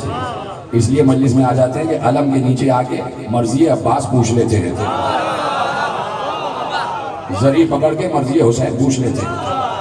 توجہ ہے. تو اب انہوں نے کہا کہ مولا کیا میں وزارت قبول کر لوں؟ تو اب میرے ساتھ میں امام علیہ السلام نے ارشاد فرمایا کہ دیکھو بات یہ ہے کہ ایک بات کی ضمانت تم مجھے دو اور 3 باتوں کی ضمانت میں تمہیں دیتا ہوں، اس کے بعد وزارت قبول کر لینا۔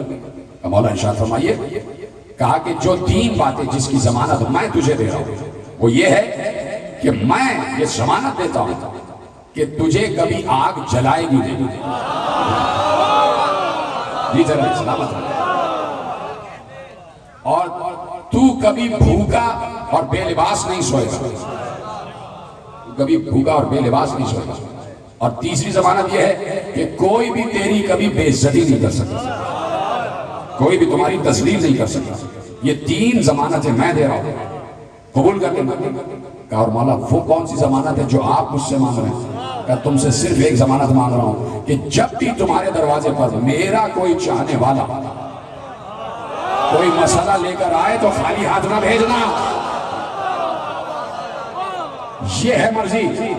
اگر آج کوئی منسٹر بن رہا ہے یا کوئی ممبر بن رہا ہے نیشنل اور پروونشل اسمبلی کا، اس پر یہ عہدہ اس وقت حلال ہوگا جب عوام کے مسائل حل ہو رہے ہوں گے۔ سلامت رہے، جملہ تو آپ تک پہنچ گیا۔ اگر کوئی ممبر نیشنل اسمبلی، ممبر پروونشل اسمبلی، چاہے کاؤنسلر ہی کیوں نہ بن رہا ہو جمہور کے فیصلے سے، اور وزیر بن رہا ہو، اس وقت یہ عہدہ اس پر حلال ہوگا جب وہ عوام کے مسائل حل کرے۔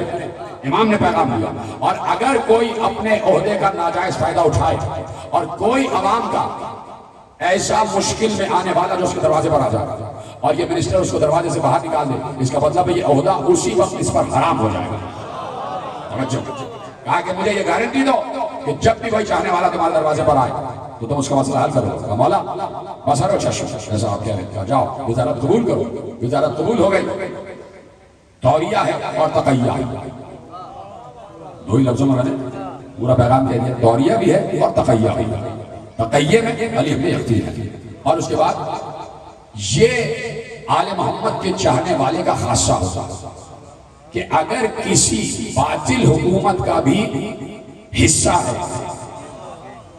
تو اس باطل حکومت کے لیے بھی باذن امام، کیونکہ اذن امام تھا، اس باطل حکومت کے لیے بھی بدیانت کام کرتا ہے اس وقت تک جب تک باطل حکومت دین حق کے لیے نقصان دہ نہ ہو جائے، اس وقت جب تک عوام کے مسائل کا حل کرنا ہے اس وقت تک وہ ہر کام بدیان انجام دیتا ہے۔ ٹھیک ہے، بات پہنچ رہی ہے نا سب تک؟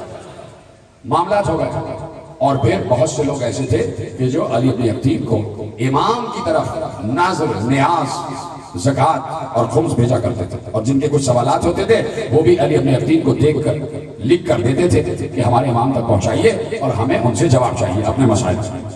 علی ابن اختیر نے ایک بار کسی نے آ کے نظر دی، زکوٰۃ، درہم و دینار، خمس دیا کہ یہ مولا کا حق ہے۔ کچھ لوگوں نے آگے کاغذ پہ سوالات لکھے اور کہا کہ اس کا جواب مولا سے ہمیں چاہیے۔ پورے ایک زمبیل میں ساری چیزیں جمع کی، علی ابن اختیر نے کہا یہ مولا تک پہنچ جائیں۔ ایسے میں 2 لوگوں کو علی ابن اختیر نے منتخب کیا جن کے متعلق علی ابن اختیر کو یقین تھا کہ ان کے دل میں بھی وہی ہے جو زبان پر ہے اور زبان میں بھی وہی ہے جو دل میں ہے، یعنی منافق نہیں ہے، راز کو راز رکھنے کی صلاحیت ہے۔ 2 لوگوں کو منتخب کیا اور کہا کہ میں نے تمہاری لیے سواری پہلے سے تیار رکھی ہے، یہ تمام سامان میرے مولا تک مدینے میں پہنچاؤ اور ان سوالات کے جوابات وہاں سے لے کے آنا۔ یہاں سے یہ 2 افراد چلے، راستے میں کچھ کھانے پینے کا سامان لیا، پہنچے مدینے سے کچھ دور پہنچے تھے کہ ان کا سامان سفر جو کھانے پینے کا سامان تھا وہ بالکل مختصر سا رہ گیا، تھوڑا سا آدھی روٹی رہ گئی، اور اس کے بعد تھک بھی گئے، پانی بھی پینا تھا۔ کہ تھوڑی دور مدینے سے رہ گئے، تھوڑا یہاں آرام کر لیتے ہیں، آس پاس دیکھتے ہیں، کچھ اپنا زیادہ راہ بھی طے کر لیتے ہیں کہ کچھ کھانے پینے کا سامان آ جائے اور تھوڑی طاقت و قوت آ جائے، پانی پی لیں تو آگے بڑھیں گے۔ پریشان ہو رہے تھے کہ سفر کیسے جاری رکھیں گے، واپس کیسے جائیں گے، اس لیے کھانے پینے کا سامان تو ختم ہو چکا۔ ابھی یہ سوچ رہے تھے کہ دل میں سوچا کہ جیسے ہی کچھ انتظام ہوتا ہے تو یہاں سے چلیں گے، مدینے پہنچیں گے، امام کی زیارت کریں گے، امام کے حوالے ان کے تمام امانتیں کریں گے اور مدینے میں روضہ رسول کی زیارت کریں گے اور گھر واپس چلے جائیں گے۔ لیکن انتظار کر رہے تھے کہ کوئی آئے تو تھوڑا سا زیادہ راہ آ جائے۔ ابھی یہ سوچ رہے تھے کہ لکھا یہ ہے کہ دور سے گرد اڑتی ہوئی دکھائی دی، ایک گھوڑا سوار آ رہا تھا، جیسے ہی گرد چھٹی یہ دونوں ایک بار احترام میں کھڑے ہو گئے، اس لیے کہ کوئی اور نہیں، ساتویں امام موشے کاظم آ رہے تھے، ساتویں امام تشریف لا رہے تھے، اور جیسے ہی قریب آئے یہ دونوں آگے بڑھے، انہوں نے رکابوں کو تھاما، لجام کو تھاما، امام زمین پر تشریف لائے، انہوں نے امام کو سلام کیا، جواب سلام ملا، کہ مولا آپ ہی کی طرف آ رہے تھے، یہ امانتیں آپ کی۔ امام نے ایک ایک امانت لی، اس امانت کو دیکھے بغیر کہا یہ فلانے کا اس میں نظر ہے، فلاں بن فلاں نے اتنی زکوٰۃ دی ہے، فلاں بن فلاں نے اتنا خمس دیا ہے۔ پھر ایک اور زنبیل انہوں نے دی کہ مولا یہ کچھ لوگوں نے آپ سے سوالات پوچھوائے، ان سوالات کے جوابات بھی دے دیجئے، اور مولا ہمارے پاس کھانے پینے کا سامان ختم ہو گیا ہے، وہ کچھ انتظام ہو جائے تو ہمارا ارادہ یہ ہے کہ ہم مدینے جائیں اور روضہ رسول کی زیارت کر لیں۔ امام نے کہا کتنا کھانا بچا ہے؟ کہا بس یہ آدھی روٹی۔ امام نے کہا دو۔ امام نے آدھی روٹی اپنے ہاتھ میں لی، اور جیسے میں تسبیح کو الٹ پلٹ کر رہا ہوں ویسے امام نے اس آدھی روٹی کو ایسے ایسے اپنے ہاتھوں سے مس کیا اور دے کر کہا یہ کوفے تک کے لیے تمہارے لیے کافی ہے۔ سلامت رہیں آپ، خدا آپ کو سلامت رہیں۔ باب الحوائج آپ کے حامی و ناصر ہو جائے، باب الحوائج آپ کی ہر حاجت کو قبول فرمائے۔ جیسے آپ نے سنا امام موشے کاظم کے سائے میں آپ کو دیتا ہوں، آپ کو کوئی بیماری نہیں گھیرے گی، خدا آپ کو سلامت رکھے۔ کہا کہ یہ کوفے تک کے لیے تمہارے لیے کافی ہے، کوفے تک کے لیے تمہارے لیے کافی ہے۔ اور ایک بار کہا وہ سوالات کا مولا یہ سوالات ہیں، اور سوالات بندھے ہوئے تھے، ابھی کھلے نہیں تھے، ان پر مہر لگی ہوئی تھی، سیل تھے، سیل سمجھتے ہیں نا کہ اس کو کھولا نہیں جاتا، سیل لگائی ہی اس لیے جاتی ہے کہ اگر اپنی منزل پر پہنچے اور سیل کھلی ہوئی ہو تو لینے والا سمجھ جائے کہ اس میں خیانت کی گئی ہے۔ سیل تھے، کھولا بھی نہیں گیا تھا۔ امام نے وہ کاغذ جن پہ سوالات لکھے ہوئے تھے ابھی اپنے ہاتھ میں لیے، اور ایک بار راوی کہتا ہے اپنی آستین سے کاغذات نکالے، کہا یہ ان سوالات کے جوابات ہیں۔ یہ ان سوالات کے جوابات ہیں۔ کہا جاؤ سوال کے جوابات مل گئے، مولا سلامت رکھے، مولا سب کو شفا عطا کرے، میں دعا دے چکا میری طرف دیکھنا۔ کہا یہ ان سوالات کے جوابات ہیں، اور کہا مولا نے کہ تم نے یہ کہا کہ روضہ رسول کی زیارت کرنی ہے تو زیارت تو تم نے کر لی،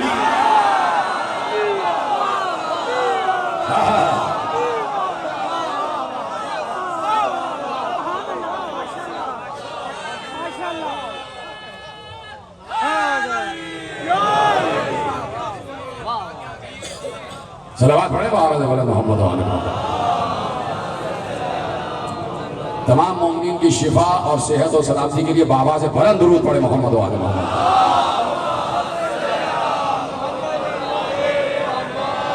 توجہ فرمائی آپ نے، کہا کہ جو تم نے کہا کہ روضہ رسول کی زیارت کرنی ہے وہ تم نے کر لی۔ یہ کیسے کہہ دیا امام موشے کاظم نے کہ روضہ رسول کی زیارت کر لی؟ کیسے کہہ دیا؟ ابھی تو وہ گئے ہی نہیں، تو نہ کہتا میرا مولا موشے کاظم اگر یہ روایت سامنے نہ ہوتی کہ میرے مولا جعفر صادق علیہ السلام 25 یا 26 برس کے ہیں، اپنے گھر کے دروازے پر کھڑے ہوئے ہیں، ہاتھ میں عصا ہے، اور ایسے میں امام ابو حنیفہ آ گئے امام صادق کی زیارت کے لیے، اس لیے کہ شاگرد ہے نا، تو شاگرد استاد کو سلام کرنے آ گیا۔ امام ابو حنیفہ دروازہ جعفر صادق پر آئے سلام کرنے، دیکھا میرا مولا جعفر صادق 26 برس کا ہے، دروازے پر ہی کھڑے ہوئے ہیں اور ہاتھ میں عصا ہے۔ امام ابو حنیفہ نے سلام کیا اور سلام کر کے کہا آپ تو جوان ہیں، آپ کو عصا کی کیا ضرورت ہے؟ جوان کو عصا کے سہارے کی کیا ضرورت ہے؟ آپ تو ابھی صحت مند ہیں، آپ نے عصا کا سہارا کیوں لیا ہوا ہے؟ تو امام صادق نے ارشاد فرمایا کہ میں نے یہ عصا کسی سہارے کے لیے نہیں لیا ہے۔ کہا پھر کیوں ہے ہاتھ میں؟ کہا یہ میرے نانا رسول اللہ کا عصا ہے۔ امام کاظم نے کیا کہا کہ رسول کی زیارت کر لی، یاد ہے؟ اور میں نے کہاں سے جملہ موڑا ہے کہ رسول اپنے دور میں اولی الامر، تو اب وہی اولی الامر ہو جو رسول جیسا ہو۔ پھر میں نے آیت پڑھی اگر بھول گئے کہ ہم نے اپنی کتاب کا وارث مصطفیٰ جیسے مصطفیٰ کو بنایا ہے۔ تین دعووں کی ایک دلیل آپ کے حوالے کر رہا ہوں، اور تینوں کو دلیل کے ساتھ واضح کرتے ہوئے آگے بڑھ جانا۔ ایک بار امام صادق نے کہا کہ کسی سہارے کے لیے نہیں بلکہ رسول کا عصا ہے، اسے میں نے برکت کے لیے اپنے ہاتھ میں رکھا ہے۔ جیسے ہی یہ عقیدہ امام ابو حنیفہ کا ہے، جیسے ہی انہوں نے یہ سنا کہ صادق کے ہاتھ میں، امام صادق کے ہاتھ میں رسول صادق کا عصا ہے، امام صادق کے ہاتھ میں رسول صادق کا عصا ہے، پیغمبر کا عصا ہے جو پیغمبر کے ہاتھوں میں رہتا تھا۔ امام ابو حنیفہ جلدی سے آگے بڑھے اور امام صادق سے کہا ذرا عصا سے ہاتھ ہٹائیے، میں اس عصا کو چومنا چاہتا ہوں۔ یہ جملہ محفوظ کرنا تھا آپ کو کہ عصا سے ہاتھ ہٹائیے، میں اس عصا کو چومنا چاہتا ہوں۔ یعنی جو چیز کسی اولی الامر سے منسوب ہو جائے اسے چومنا جائز ہے، بدعت نہیں ہے۔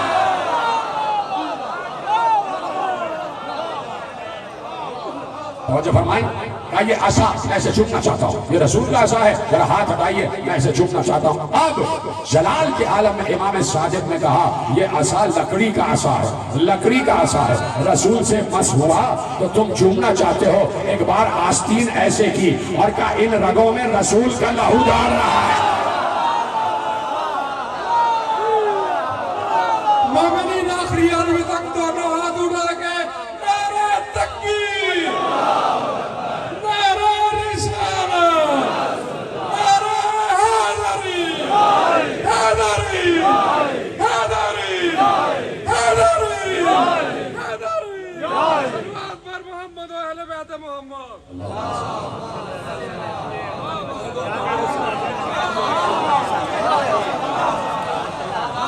کہا ان رگوں میں رسول کا لہو دوڑ رہا ہے، عصا لکڑی کا ہے، ہمارا گوشت تو رسول کا گوشت ہے، ہمارا لہو تو رسول کا لہو ہے، ہماری ہڈیاں تو رسول کی ہڈیاں ہیں۔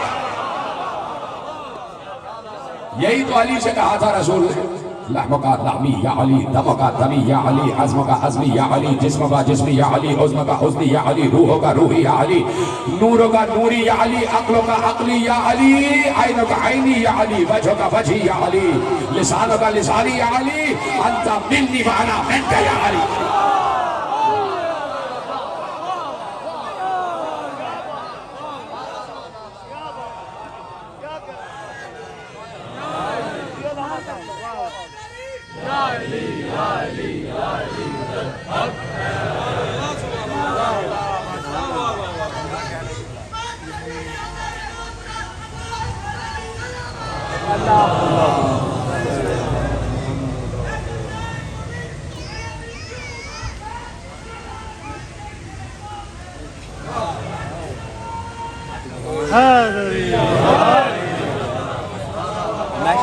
سلامت رہیں جیسے آپ نے سنا یا علی تیرا لہو میرا لہو، تیری ہڈیاں میری ہڈیاں، تیرا گوشت میرا گوشت، تیرا جسم میرا جسم، تیری عقل میری عقل، تیرا نور میرا نور، تیری روح میری روح، تیری زبان میری زبان، تیرا چہرہ میرا چہرہ، تیرے ہاتھ میرے ہاتھ، تیرے کان میرے کان، تو میں تو۔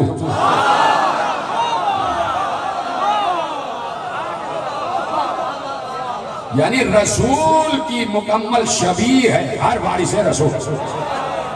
تو اپنے دور میں موسی کاظم شبیہ مصطفیٰ، شبیہ مصطفیٰ۔ تو اب جس طرح امر کا استعمال اپنے دور میں رسول کرتے تھے ویسے ہی اپنے دور میں ساتواں وارث رسول موسی کاظم نے استعمال کیا، اور جیسے اللہ چاہتا تھا ویسے کیا۔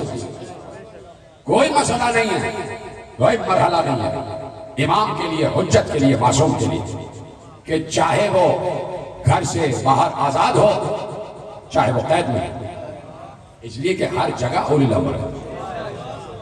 جس سال موسی کاظم قید میں تھے اسی سال رمضان بھی آیا، اسی رمضان میں لیلۃ القدر بھی آیا، اور اسی لیلۃ القدر میں امر بھی اترا۔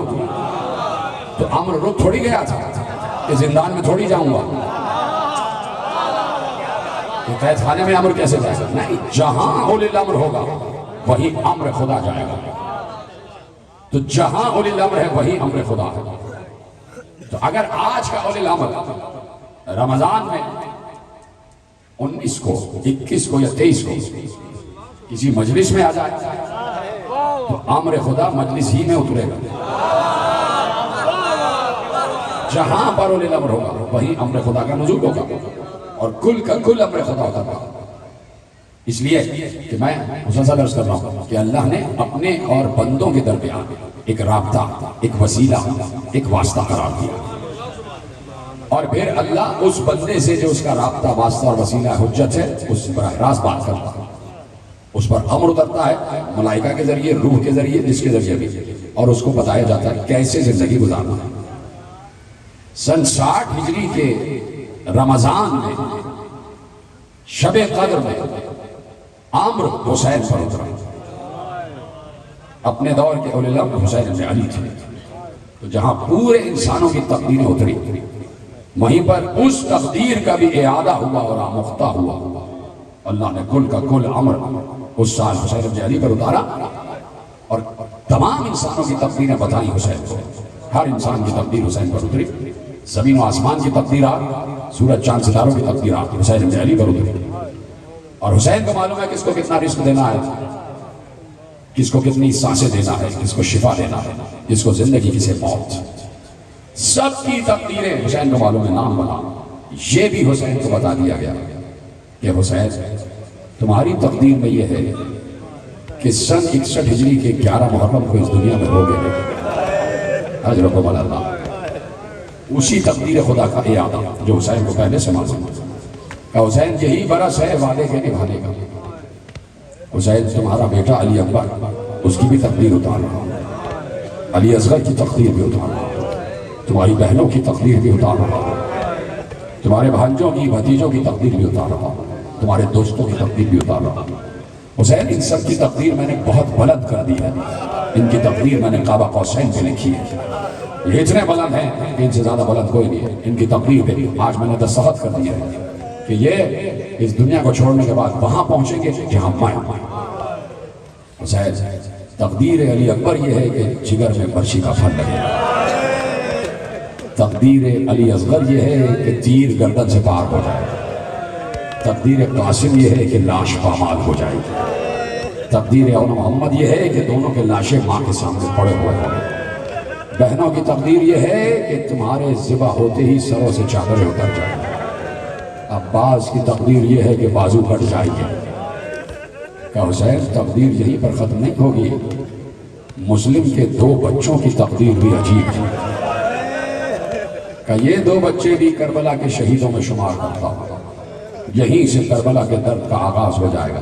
اجرکم اللہ. جب بات آ گئی تو گریہ ہم پر واجب ہو جاتا ہے. معلوم ہے نا آج 2 چھوٹے چھوٹے تابوت برآمد ہوں گے. ننھے تابوت برآمد ہوں گے. یہ 2 ایسے بچے ہیں مسلمانوں، کلمہ پڑھنے والوں، رسول کا کلمہ پڑھنے والوں. یہ 2 ایسے بچے تھے جو اپنی ماں سے بھی بچھڑ گئے، اپنے باپ سے بھی بچھڑ گئے. ماں نے باپ کے حوالے کیا تھا. باپ مسلم جیسا سفیر حسین مسلمانوں کے شہر کوفے میں آیا تھا. انہی مسلمانوں نے خیال ہی نہیں کیا کہ یہ نبی کے نواسے کا نمائندہ ہے، نبی کے نواسے کا سفیر ہے. چلو سفیر سے تمہیں کوئی مسئلہ تھا، بچوں پر تو رحم کر دیتے. بچوں پر تو رحم کرتے. کیا گزر رہی ہے مسلم پر کہ چاروں طرف سے مسلم کو گھیرا جا رہا ہے. 8 ذی الحجہ جب آئی اور یقین ہو گیا کہ اب جنگ مقدر ہے، تو جناب ہانی کے گھر میں جب تک تھے تو جناب ہانی کے گھر سے بالکل ملا ہوا گھر قاضی شریح کا گھر تھا. یہ 60 سال قاضی رہا ہے. 60 سال قاضی رہا ہے. قتل حسین کا فتویٰ بھی اسی نے دیا تھا. 60 سال اپنی تمام تر سازشوں کو سامنے رکھتے ہوئے یہ 60 سال قاضی رہا. کسی دور میں اسے قاضی کوفے کا بنایا گیا. علی کا جب دور خلافت آیا تو علی نے چاہا کہ اسے ہٹائیں، لیکن اس نے اتنے پنجے مضبوط کر لیے تھے کہ کوفے میں ایک سازش برپا ہو جاتی اور بڑی عجیب کیفیت ہو جاتی. تو علی نے برقرار رکھا. 60 سال قاضی شریح رہا. ہانی کے گھر کے بالکل برابر میں گھر. ہانی کے ایک دوست نے کہا، جناب مسلم سے کہا کہ بچے بھی آپ کے ساتھ ہیں، کل صبح جنگ مقدر ہو چکی ہے، میں بات کرتا ہوں قاضی شریح سے، بچوں کو کچھ دن کے لیے اس کے پاس امانتاً رکھ دیتا ہوں. جیسی گھر میں گیا تو قاضی شریح کی گھر والیوں نے، گھر کی خواتین نے تھوڑا سا رحم کا اظہار کیا. کہا بچوں کو یہاں رکھ دو، کوئی مسئلہ نہیں. دوسرے دن مسلم جنگ میں شہید ہو گئے. مسلم کی شہادت ہو گئی. مسلم نے بس ذبح ہونے سے پہلے یہی کہا کوفے والوں سے، کوفے والوں کل عید مناؤ گے. 9 ذی الحجہ کوفے والوں کل عید مناؤ گے. میں دیکھ رہا ہوں قربانی کے جانور لینے کے لیے نکلے ہوئے ہو، ساتھ میں تمہارے چھوٹے چھوٹے بچے بھی ہیں. بس تم سے حسین کا سفیر یہ چاہتا ہے کہ میرے ساتھ بھی 2 بچے آئے تھے، ان کا خیال رکھنا، اور اگر مل جائے تمہیں، کہیں تمہارے ہاتھ لگ جائے تو ان پر ظلم نہ کرنا. انہیں مدینے کی راہ دکھا دینا، مدینے کی راہ دکھانا۔ مسلم جنگ کر رہے ہیں، بچوں کو خبر ہی نہیں کہ باہر بابا کا کیا حال ہو رہا ہے۔ یہ جملہ رونے کے لیے کافی تھا۔ بچے ایک کمرے میں رکھ دیے گئے ہیں چھپا کر، اس لیے کہ ان کو بھی خطرہ ہے کہ اگر حاکم کو پتہ چل گیا تو حاکم ہمیں ہی قتل نہ کر دے۔ بچوں کو چھپا دیا گیا، باہر کی خبر بچوں کو ہے ہی نہیں کہ بابا کے ساتھ کیا ہو رہا ہے۔ مسلم کا سر کٹ کے دارالامارہ سے نیچے گرا، بچوں کو خبر ہی نہیں کہ بابا کا سر کٹ گیا۔ مسلم کی لاش کو کوفے کی گلیوں میں گھسیٹا جا رہا تھا، بچوں کو خبر ہی نہیں کہ بابا کی لاش کے ساتھ کیا ہو رہا ہے۔ لاش پر بچے ہنس ہنس کر، کھلکھلا کر، قہقہے لگا کر، تالیاں مار کے، سیٹیاں مار کے لاش پر پتھر مار رہے تھے۔ بچوں کے ہنسنے کی آواز 2 بچوں تک تو آ رہی تھی، لیکن ان مسلم کے بچوں کو یہ پتہ ہی نہیں تھا کہ کوفے کے بچے کس پر ہنس رہے ہیں۔ اجرکم اللہ، انہیں پتہ ہی نہیں کہ ہمارے بابا کے جسم پر پتھر مارے جا رہے ہیں۔ مسلم کی لاش کوفے کے دروازے سے لٹکا دی گئی، بچوں کو خبر نہیں کہ بابا کی لاش کوفے کے دروازے سے لٹکا دی گئی ہے۔ قافلہ 12-13 محرم کو لوٹا ہوا قافلہ، زین العابدین، ہاتھوں میں ہتھکڑیاں، پاؤں میں بیڑیاں، گلے میں توقی خاردار، اور ساتھ میں انہی بچوں کی پھوپھیاں جن کے سروں پر ردائیں نہیں تھیں۔ وہی قافلہ لٹا ہوا 13 محرم کو کوفے میں آ بھی گیا، دربار کوفہ میں خطبہ دے بھی دیا۔ بچوں کو خبر ہی نہیں کہ ہماری ماں بھی لٹے ہوئے قافلے کے ساتھ آئی ہے۔ بچے سراسیمہ سہمے ہوئے بار بار پوچھتے ہیں ہمارے بابا کب آئیں گے، ہمارے بابا کب آئیں گے، ہمارے بابا کب آئیں گے۔ بتایا نہیں گیا بچوں کو کہ تمہارے بابا شہید ہو گئے، کہا ابھی آ جاتے ہیں، ابھی آ جاتے ہیں، کھانا کھا لو۔ کافی دن گزر گئے، بچوں نے ایک دن طے کیا کہ آج کھانا نہیں کھائیں گے جب تک ہمیں بتایا نہ جائے کہ ہمارے بابا کہاں ہیں۔ بچوں نے کھانا کھانے سے انکار کیا۔ قاضی شرح کو بلایا گیا، کہا کہ اچھا میں وعدہ کرتا ہوں کہ صبح تک تمہارے بابا کی خبر لا کے دوں گا، کھانا کھا لو۔ کھانا بچوں نے کھا لیا۔ یہ پورا مہینہ گزر چکا بچوں کو اسی جگہ۔ آخر ابن زیاد نے اعلان کیا کہ میں نے سنا ہے کہ مسلم کے 2 بچے بھی ساتھ تھے، وہ بچے کہاں ہیں؟ مجھے وہ بچے اپنے پاس چاہیے، اور میں اس دربار میں اعلان کرتا ہوں جہاں بھی مجھے پتا چلا کہ وہ بچے کسی کے پاس ہیں، مجھے معلوم ہوا تو میں اس شخص کو قتل کر دوں گا اور اس کے گھر میں آگ لگا دوں گا۔ قاضی شرح کو معلوم ہوا، لرزنے لگا۔ اس نے کہا کہ میرا گھر بھی جل جائے گا، مجھے قتل کر دیا جائے گا۔ بچوں کے پاس آیا، کہا کہ بچوں میری جان خطرے میں ہے، تو تم چاہتے ہو کہ تمہیں تمہارے گھر بھیجا جائے تمہارے ماں باپ کے پاس؟ کہا کیا ہی اچھا ہے کہ بھیج دو۔ کہا رات آئے گی تمہیں ایک راہ لے جائے گا، کوفے کی سرحد پر قافلے جا رہے ہیں، ان قافلوں میں سے ایک قافلہ نجف کو جا رہا ہے، تو تم اس قافلے کے ساتھ شامل ہو جاؤ اور چلے جانے۔ بچوں کو تھوڑا سا زیادہ راہ دیا، بچوں کو رات کو چھوڑ دیا، کہا اس سے آگے ہم نہیں جا سکتے اس لیے کہ پہرا ہے، یہاں سے دیکھو سیدھا راستہ جا رہا ہے اور جہاں اس راستے کا آخر ہوگا وہیں وہ قافلے کھڑے ہوں گے۔ بچے آہستہ آہستہ چلے، 8 اور 9 برس کا سن ہے بچوں کا، آہستہ آہستہ، خوب اندھیرا ہے، جنگل سے ہوتے ہوئے جا رہے تھے، سراسیمہ سہمے ہوئے، ڈرتے ہوئے، بچتے ہوئے، خوف کھاتے ہوئے، آہستہ آہستہ، چھوٹے چھوٹے بچے تھے۔ جب پہنچے تو دیکھا وہ قافلہ جا چکا تھا۔ دور سے دیکھا کہ شاید قافلہ نظر آ جائے، پیچھے پیچھے چلتے رہے، لیکن پوری رات گھومتے رہے، قافلہ ان سے نہ مل سکا۔ صبح ہوئی تو دیکھا کوفے ہی میں ہیں، کہیں چھپ کے بیٹھ گئے۔ ایک بار حسین ابن نمیر کا لشکر آ رہا تھا، اس نے دیکھا وہ دور 2 بچے بیٹھے ہوئے ہیں۔ پوچھا تم کون ہو؟ بچے ہیں آل محمد کے گھرانے کے، ان کو کیا پتا کہ سیاست کیا ہوتی ہے، مکر کیا ہوتا ہے۔ کہ یہ بتاؤ کہ اگر ہم تمہیں بتا دیں تو تم ہمیں مارو گی تو نہیں؟ تم ہمیں مارو گے تو نہیں؟ کہ نہیں، میں نہیں ماروں گا۔ کہ ہم مسلم ابن عقیل کے بچے ہیں، اپنے بابا سے بچھڑ گئے۔ حسین ابن نمیر ملعون نے کہا اچھا ہماری تو تلاش تھی۔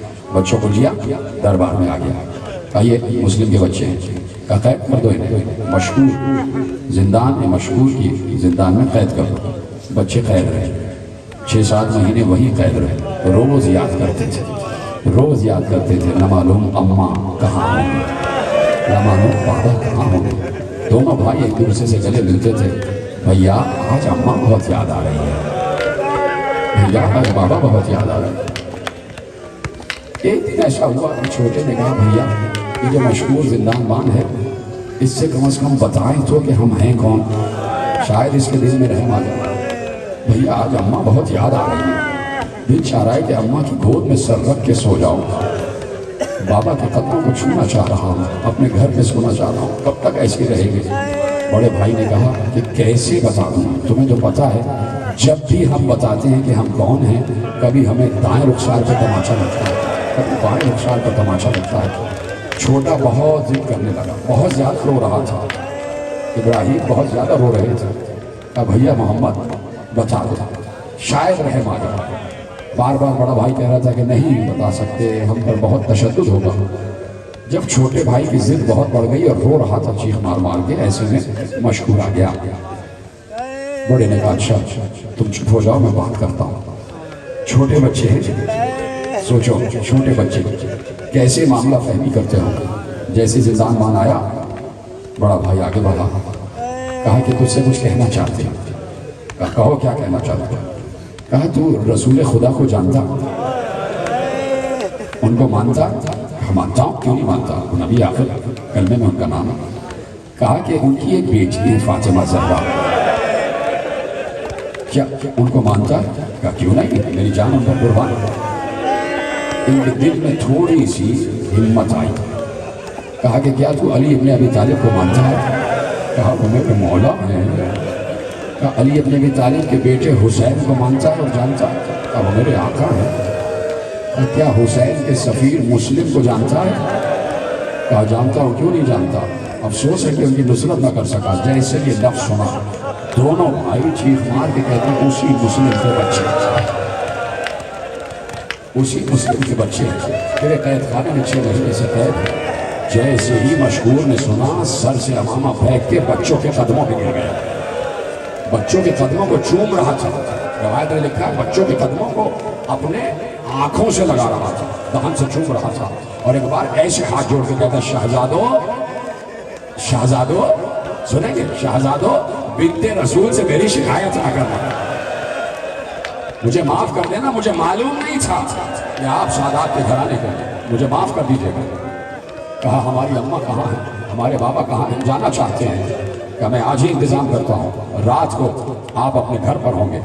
رات آ گئی، اپنے بیٹے کو بلایا، کہا بیٹے ان دونوں بچوں کو لے کے اس جگہ جانا جہاں قادسیہ کی طرف قافلے جا رہے ہیں، اور فلاں فلاں آدمی ہے اس کے پیسے دینا اور کہنا ان بچوں کو قادسیہ پہنچا دے فلاں انسان کے پاس، اور اس انسان کے لیے خط ہے کہ وہ جو شخص ہے وہ ان کو مدینے پہنچائے گا۔ در کوفہ سے، فصیل کوفہ سے باہر کوئی جا نہیں سکتا۔ کبھی اس دور کے جغرافیائی حالات پر بھی غور کرو کہ کتنا پرخطر دور تھا آل محمد کے چاہنے والوں کے لیے۔ کربلا ہو چکی تھی اور وہ تمام معاملات میں جو انقلاب کے تھے وہ سب تھے، اتنا سخت پہرا لگا ہوا تھا۔ فصیل کوفہ، ادھر سے مشہور کے بیٹے نے دونوں بچوں کا ہاتھ پکڑا، چھپتا چھپاتا بڑی مشکل سے کوفے کی دروازے سے، کوفے کی دیوار سے ان کو پار کرا دیا، اور اس نے بھی یہی کہا کہ آگے میں جا نہیں سکتا، یہ سیدھا راستہ ہے، آپ جائیے گا قادسیہ کا قافلہ وہاں پر۔ بچے گئے، رات بھر بچے کوفے ہی میں گشت کرتے رہے۔ صبح ہوئی تو دیکھا کوفے میں ہیں، دونوں نے ایک دوسرے سے گلے لگ کر کہا ہائے ہماری قسمت۔ کیا تھک تو نہیں رہتا؟ ابھی تو میں نے مصائب شروع کیے، اجازت ہے کہ تفصیل سے پڑھوں یا ختم کر دوں مصائب؟ صرف ایک منظر دکھانا چاہتا ہوں جو شاید تم نے ابھی تک سنا نہیں ہوگا، اس لیے کہ جو ظلم ہوا ہے اسے بتانا چاہتا ہوں مسلمانوں تک کہ بچوں کے ساتھ ہوا کیا ہے۔ ہائے ہماری قسمت، پوری رات سفر کرتے رہے، کوفے سے باہر ہی نہیں گئے، چھپ کے ایک درخت کے اوپر جا کے بیٹھ گئے کہ شام ہوگی تو پھر اتریں گے، پھر دیکھیں گے کوئی راستہ، پھر دیکھیں گے کہ شاید کوئی قافلہ جا رہا ہو۔ صبح ہوئی تو ایک درخت کے اوپر چڑھ کے بیٹھ گئے چھپ۔ ایک عورت آئی، نیچے دریا تھا، پانی بھرنے کے لیے آئی، اس نے جیسے ہی اپنے برتن کو دریا میں ڈالا، اس نے دریا کی سطح پر دیکھا کہ 2 بچوں کے پیارے پیارے سے چہروں کے عکس نظر آ رہے، درخت کا عکس اور درخت پہ بیٹھے ہوئے بچوں کا عکس۔ ایک دم اس نے اوپر دیکھا تو 2 ننھے ننھے سے خوبصورت چاند بیٹھے ہوئے تھے۔ उस औरत ने बड़े प्यार भरे लहजे में कहा कि बच्चों ऊपर क्यों बैठे हो, नीचे आ जाओ, गिर जाओगे, चोट लग जाएगी, आ जाओ नीचे आ जाओ बच्चों, कुछ नहीं कहूँगी।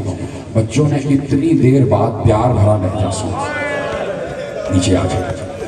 उस कनीज ने कहा कि कौन हो, यहाँ अकेले क्यों बैठे हो, तुम्हें जरा सा भी ख्याल नहीं है कि तुम्हारी माँ तुम्हारा इंतजार कर रही है, अपने घर क्यों नहीं जाते? बच्चों ने कहा जिसका कोई घर हो वो घर जाए, जिसको पता हो कि उसकी माँ कहाँ है वो माँ के पास जाए। कनीज लरस गई, कौन हो? हाँ, अगर हम पर जुल्म न करें तो बताएं कौन है। क्या बताओ? कहा हम मुस्लिम के बच्चे, हमारे बाबा का नाम मुस्लिम है। वो कनीज भी कदमों पे गिरी, शहजादों को चूमा और कहा मेरी मालिका आले मोहम्मद की चाहने वाली है, चलो मैं अपनी मालिका के पास ले चलती हूँ। घर में आई, मालिका ने जैसे ही सुना कि फातिमा के घर के बच्चे आ गए, इसने कदमों पे सर को रखकर कहा हाय मेरे घर के फर्श की किस्मत कि सैयद सादात के घराने के बच्चों के कदम मेरे फर्श पर आ गए। बच्चों की खिदमत की, नहलाया धुलाया और उसके बाद कहा मैं खाना लगाती हूँ, आप खाना खाइए और हुजरे में सो जाइए। बच्चों ने कहा भूख प्यास तो खत्म हो चुकी है, न मालूम अम्मा कहाँ है, न मालूम बाबा कहाँ है, न मालूम घर वाले कहाँ है, अगर कुछ कर सकती हो तो हुजरे में 2 मुसल्ले बिछा दो, हम नमाज पढ़ना चाहते हैं। मुसल्ले बिछा दिए गए, बच्चों ने नमाज पढ़ी, आधी रात भीग गई, बच्चे सो गए। हुजरे का दरवाज़ा बाहर से मोमिना ने बंद कर दिया। बच्चे सोए तो बच्चों ने ख्वाब देखा। ख्वाब दोनों ने एक ही देखा, दोनों बेख्तियार चौंक कर उठे, रो रहे थे। दोनों ने कहा क्या हुआ? दोनों ने कहा ख्वाब देखा, एक ही ख्वाब देखा। कहा भैया ख्वाब ये देखा कि रसूल अल्लाह की बज़्म सजी हुई है, रसूल अल्लाह भी बैठे हुए हैं, हमारी दादी फातिमा ज़हरा भी बैठी हुई हैं, अली इब्न अबी तालिब भी हैं, हसन भी हैं, हुसैन भी हैं।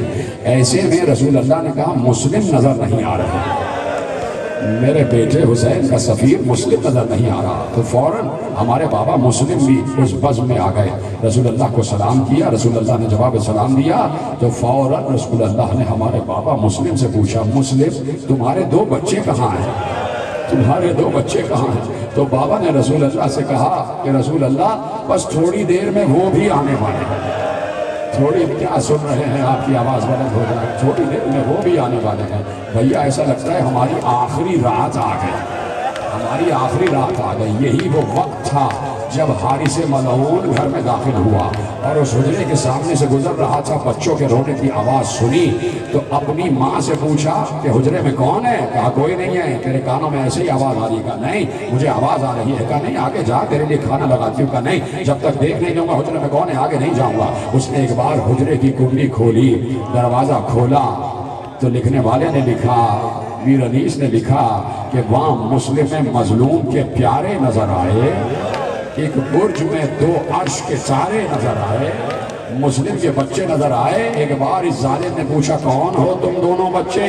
बेख्तियार कहा मुस्लिम के बच्चे हैं। उसने कहा पूरी रात हो गई, 3 रातें 3 दिन हो गई, कूफे में मारा मारा फिर रहा हूँ कि तुम्हें तलाश करूँ, इसलिए कि इब्ने ज़ियाद ने कहा है जो लेके आएगा उसे 1000 दिरहम इनाम में दूंगा। पूरी 3 दिन और 3 रात और तुम मेरे घर में ही मिल गए, चलो तुम्हें कैद करके ले चलता हूँ। बच्चों को बाहर लाया, बच्चों को हुजरे से बाहर लाया, सहन में खड़े कर लिया। मैंने जुमला कह दिया, आपने सुन लिया। जरा उस हारिस की माँ से पूछना कि बच्चों को हुजरे से कैसे बाहर लाया। माँ ने बताया दोनों को बालों से पकड़ के घसीटता हुआ बाहर लाया। बच्चों के कदम जमीन पर खपते रहे थे। बच्चों को बीच शहर में एक सुतून से रस्सियों से बांध दिया। सुबह होने का इंतजार कर रहा था, लेकिन सुबह ऐसे नहीं हुई। कभी मोहम्मद के तमाचा मारता था, कभी इब्राहिम के तमाचा मारता था। हर तमाचे पर बच्चे याद करते थे, हाय बाबा, हाय अम्मा, हाँ हाँ हाँ गिरिया करो, गिरिया करो। सुबह हुई तो बच्चों को लेकर चला, कहा तुम्हें कत्ल करूंगा। माँ ने कहा कत्ल क्यों करेगा? अरे आले मोहम्मद के घराने के बच्चे हैं। माँ कदमों पे गिर गई। एक बार उसने तलवार उठाई, माँ का हाथ कट के गिरा, बच्चों को लेकर आगे बढ़ा। साथ में उसका हबशी गुलाम भी था। जैसे ही दरिया के किनारे लाया, हबशी गुलाम से कहा ले तलवार, दोनों बच्चों की गर्दनें उड़ा दे। हबशी गुलाम तलवार लेके आगे बढ़ा, मोहम्मद और इब्राहिम के करीब आया। मोहम्मद और इब्राहिम ने हबशी गुलाम को देख कर कहा लगता है कि तू बिलाल हबशी की नस्ल से है, तू बिलाल हबशी की नस्ल से। एकदम चौंक के कहता तुम कौन हो? कहा बिलाल हबशी के जो आका थे ना रसूल अल्लाह, हम उनकी नस्ल में, ہم ان کے بچے ہیں. کہا کون ہو؟ کہا مسلم کے بچے ہیں محمد ابراہیم. کہا میں بھی چاہنے والا ہوں تمہارے گھروں کا. مجھے اس ملعون نے بتایا ہی نہیں. ایک بار جیسے ہی پلٹا حارث نے تلوار اٹھائی اور اس غلام کی گردن کاٹ دی. وہی اس کا لاشا تڑپ رہا تھا. ایک شخص کہتا رہا, ماں کہتی رہی, بیوی کہتی رہی, غلام کہتا رہا, کسی کی نہ مانی. ایک بار دریا کے کنارے لے آیا, دریا کے کنارے لایا. کہا اب میں ہی رہ گیا ہوں, میں ہی تمہاری گردنیں کاٹوں گا, میں ہی تمہاری گردنیں کاٹوں گا. بچوں نے کہا سن تو ہمیں زندہ لے جا ابن زیاد کے پاس, زندہ لے جا, وہ تجھے انعام دے گا. کہا نہیں, یہ نہیں کروں گا, تمہاری گردنیں کاٹ کے لے جاؤں گا. کہیں ایسا نہ ہو کہ تمہیں زندہ لے کر جاؤں اور راستے میں کوئی تمہیں مجھ سے چھین لے اور وہ انعام لے جائے. کہا اچھا یہ کر لے کہ ہماری زلفیں کاٹ دے اور ہمیں غلاموں کی طرح بیچ دے, ہمیں بیچ دے غلاموں کی طرح, اس سے زیادہ تجھے قیمت مل جائے گی. کہا یہ بھی نہیں کرنا ہے. کہا اچھا یہ تو کر کہ ابن زیاد نے تجھے 1000 درہم دینے کا وعدہ کیا ہے, ہمیں ہمارے گھر پہنچا دے, ہم تجھے 10 گنا زیادہ انعام دلوائیں. بچے حجت قائم کر رہے تھے کہ اس کے اندر شیطان نے حلول کیا ہوا ہے. کہا کہ نہیں, مجھے صرف انعام چاہیے, صرف انعام چاہیے, تمہاری گردنیں کاٹوں گا. کہا اچھا کچھ نہیں کر سکتا تو یہ تو کر سکتا ہے, 2 رکعت نماز پڑھنے کی اجازت دے دے. پڑھ لو نماز اگر تمہارے کوئی کام آتی ہے. دونوں نے نماز پڑھی. 8 اور 9 برس کے بچے. یہ ہے آل محمد کا گھرانہ. اس لیے بیٹھ کر 1400 برس سے ذکر کر رہے ہیں کہ نماز بچانے والا یہی گھرانہ ہے. یہاں کے تو بچے بھی محافظ نماز ہے. 8 اور 9 برس کے بچے بیٹھ گئے, نماز پڑھی. 2 رکعت نماز جیسے ہی کامل ہوئی, ایک بار آگے بڑھا, محمد کی گردن کو پکڑا. ابراہیم نے کہا میرے سامنے میرے بھائی کو قتل نہ کر, پہلے میری گردن کاٹ لے. کیا سن رہے میرے عزیزوں, پہلے میری گردن کاٹ لے. کہا کہ مجھے فرق نہیں پڑتا کہ چاہے چھوٹے کی گردن کاٹوں چاہے بڑے کی گردن کاٹوں. محمد کی گردن کو پکڑا, بھائی کے سامنے بھائی کے گلے کو کاٹا. یہ کوئی معمولی جملہ نہیں کہ مسلمانوں, بھائی کے سامنے بھائی کے گلے کو کاٹا. محمد کا گلا کٹا, خون کی دھار تھی جو بچے کے گلے سے برآمد ہوئی اور زمین پر خط دیتی ہوئی جا رہی تھی. سر کو ایک جانب رکھا, تن کو اٹھایا, جسم کو اٹھایا, فرات کی لہروں کے حوالے کیا. لیکن راوی کہتا ہے کہ اس وقت تو کلیجہ پھٹ گیا کہ بچے کا لاشا فرات کی لہروں پہ رکا ہوا تھا. ابراہیم کے قریب گیا, ابراہیم کی گردن کو کاٹا, گردن کو ایک طرف رکھا, دوسرے بھائی کی لاش کو فرات کی لہروں کے حوالے کیا. جیسے ہی دونوں بھائیوں کے لاشیں فرات کی سطح پر آئے, دونوں ایک دوسرے سے بغل گیر ہو گئے. اجرکم اللہ, چاہتا تو یہی مصائب ختم کر دیتا, لیکن صرف ایک روایت سن لینا کہ دیکھو بچوں کے ساتھ ہوا کیا ہے. دونوں کی گردنوں کو اٹھایا, بالوں سے پکڑ کر گردنوں کو اٹھایا, دربار ابن زیاد میں آیا. اس نے باریابی چاہا, ابن زیاد نے کہا بلاؤ.